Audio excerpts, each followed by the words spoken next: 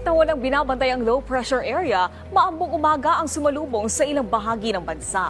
Kung magpapatuloy ba yan ngayong long weekend, alamin natin kay Pag-asa Weather Specialist Chanel Dominguez.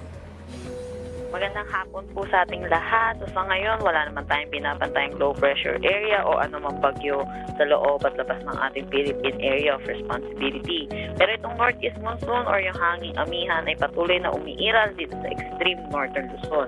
Asahan natin dito sa Batanes at Babuyan Island, makakaranas sila ng maulap na papawirin na may mga mahihinang pag-ulan. Samantala, dito naman sa Metro Manila at nalalabing bahagi ng ating bansa, asahan pa rin natin na magiging maalinsangan ang ating panahon dulot pa rin ng easterlies. At may mga tsansa pa rin ng localized thunderstorm lalo na sa hapon at sa gabi. Para naman sa ating weekend ay asahan natin na magiging maaliwalas ang ating panahon dulot pa rin ng umiiral na easterlies.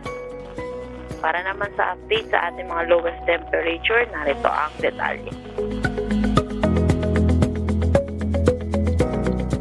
Para naman sa update sa ating mga dam, narito po ang mga detalye.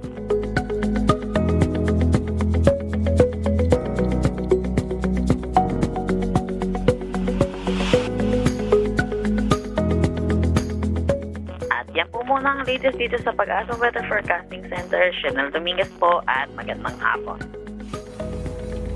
Maraming salamat Pag-asa Weather Specialist Chanel Dominguez. At paalala muli sa ating mga kababayan para maging ligtas sa lahat ng pagkakataon mula sa epekto ng pabago-bagong panahon. Ugaliing tumutok dito lang sa PTV Info Weather.